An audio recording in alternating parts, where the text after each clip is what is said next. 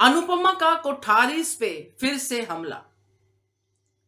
बचाव में गौतम यूज करेगा ये ट्रंप कार्ड और प्रार्थना सच बोल के भी साबित होगी झूठी। नमस्कार दोस्तों, स्वागत है आपका आपके अपने चैनल हंग्री स्पिरिट्स में। हंग्री स्पिरिट्स देख रहे सारे दर्शकों का मैं अंजू शर्मा दिल से स्वागत करती हूं। लगता तो था कि ये गौतम का जो ट्रैक है अब खत्म हो जाएगा, मगर गौतम कच्ची जो है कौड़ियां नहीं खेला है।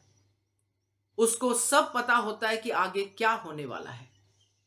मगर प्रार्थना ने इस बार थोड़ी ज्यादा हिम्मत दिखा दी और गौतम के चुंगल से भाग के अनुपमा के घर पे चली गई।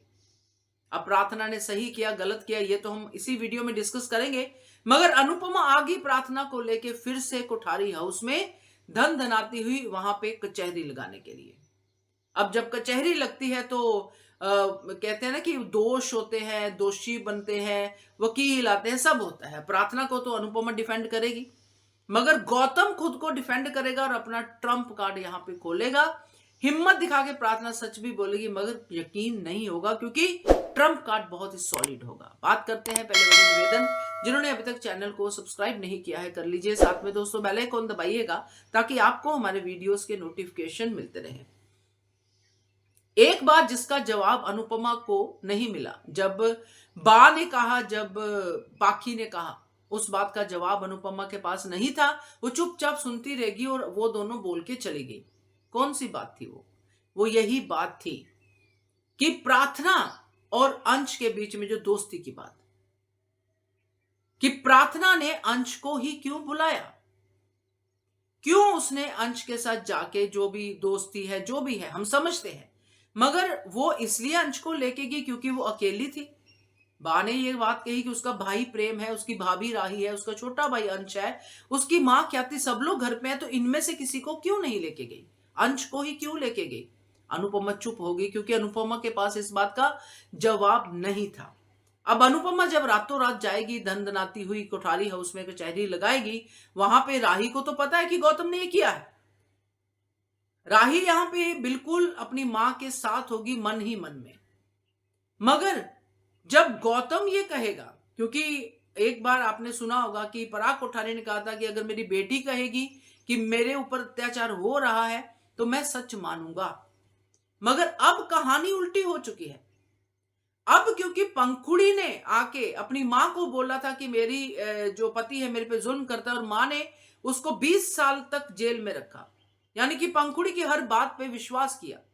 यहां पे ये कहानी का ट्विस्ट होगा कि उस बात को लेके पराग कोठारी में एक बार जरूर आएगा कि हो सकता है जो गौतम कह रहा है वो भी सही हो, क्योंकि गौतम यही जो बा ने कहा ये बात गौतम भी रखेगा कि मैंने तो आपको पहले भी कहा था कि इसका अंश के साथ चक्कर चल रहा है।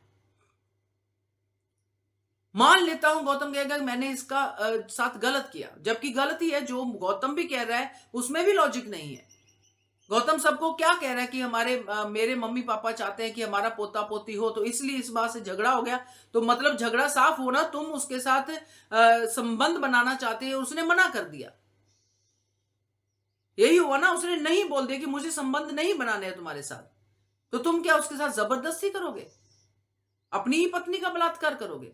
पहले तो ये पॉइंट किसी ने उठाया ही नहीं होगा, उठाएंगे तो पता नहीं, देखते हैं। बट डेफिनेटली ये जो गौतम ने कहा उसको भी वो कवर कर जाएगा और वो लेके आएगा फोकस प्रार्थना पे कि आपकी लड़की कैरेक्टरलेस है।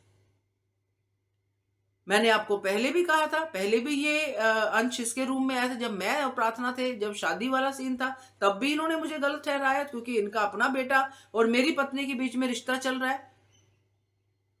और अभी भी ये जो है गलत ठहरा रहे, और अपने पॉइंट को सही प्रूव करने के लिए प्रेम और सबको वो बात कहेगा कि अगर इतना ही था, रातों रात भाग के अनुपमा के घर जाने के बजाय अपनी मम्मी पापा के कमरे में क्यों नहीं गई, अपने भाई भाभी के कमरे में क्यों नहीं गई, वो तो इसी घर में थे कमरे, वहां पर क्यों नहीं गई, रातों रात भाग के सीधी स्टॉप लगाया तो अंश के घर पे। इस बात का क्या जवाब है आपके पास? इसके बात का जवाब तो अनुपमा के पास भी नहीं होगा।